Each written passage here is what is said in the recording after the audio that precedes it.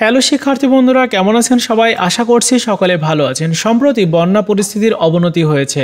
এতে জাতীয় বিশ্ববিদ্যালয়ের চলমান পরীক্ষা বা আগামী যে পরীক্ষাগুলো শুরু হতে যাচ্ছে সেই পরীক্ষার উপরে কি কোনো প্রভাব পড়বে কিনা, পরীক্ষা কি পিছিয়ে যাবে কিনা, আপনারা অনেকেই জানতে চেয়েছেন, বিশেষ করে ডিগ্রি দ্বিতীয় বর্ষের শিক্ষার্থীরা, কারণ অনেক অপেক্ষার পর রুটিন প্রকাশ করেছে।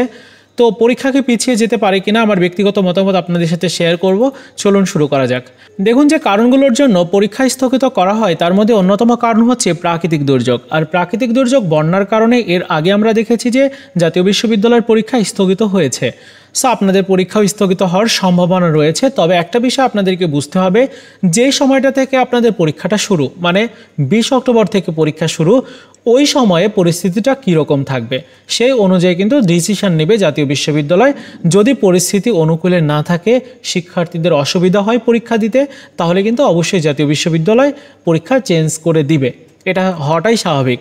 তবে এখন যেহেতু আজকে 5 অক্টোবর, আজকে থেকে প্রায় 20 অক্টোবর পর্যন্ত প্রায় 15 দিন সময় রয়েছে গ্যাপ।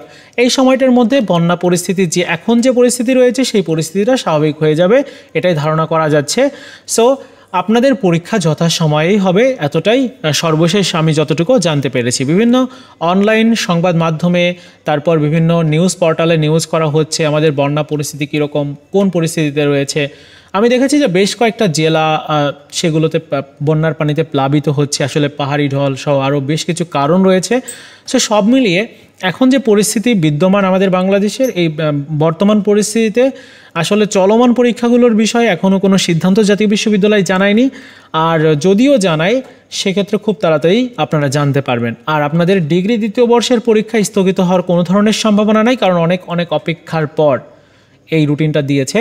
আর রুটিন নিয়ে কিন্তু শিক্ষার্থীরা অনেকটাই আন্দোলন করেছে, ডিগ্রির বৈষম্য দূরীকরণের জন্য আন্দোলন করেছে, যথাসময়ে যাতে পরীক্ষা রাখা হয়। সব কিছু মিলিয়ে এই পরিস্থিতিতে পরীক্ষা স্থগিত বা পরীক্ষার রুটিন চেঞ্জ করা এটার কোনোভাবেই কাম্য হবে না।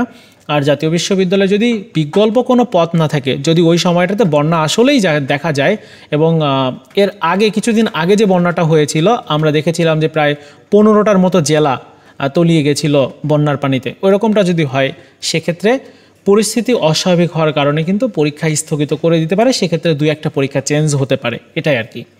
তো এই হচ্ছে আমার সর্বশেষ বিষয়, আমার নিজের ব্যক্তিগত মতামত। আরেকটা কারণে পরীক্ষা স্থগিত হয়, সেটি হচ্ছে রাজনৈতিক কারণ।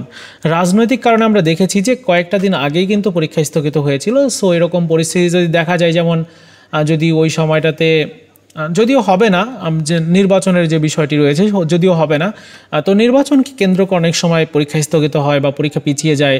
আবার অনেক সময় দেশের দেখা যায় যে অন্য ধরনের একটা পরিস্থিতি বিরাজ করে রাজনৈতিক কারণে। সো এরকম যদি দেখা যায়, সেক্ষেত্রে হয়তো পরীক্ষা স্থগিত করতে পারে। তো মোটামুটি এই হচ্ছে সর্বশেষ পরিস্থিতি। আমি যতটুকু বলতে চাই যে না, এখনও পর্যন্ত সেরকম কোনো আপডেট আমি পাইনি যে পরীক্ষা স্থগিত হবে বা পরীক্ষা পিছিয়ে যেতে পারে, এরকমটা এখনও পর্যন্ত পাই নাই।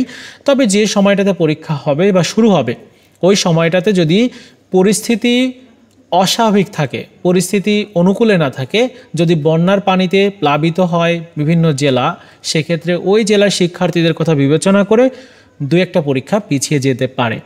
তবে এখনও সর্বশেষ যতটুকু আপডেট রয়েছে, এই রুটিন অনুযায়ী আপনাদের পরীক্ষা অনুষ্ঠিত হবে। পরবর্তী কোনো আপডেট পেলে আমি আপনাদেরকে জানিয়ে দেব।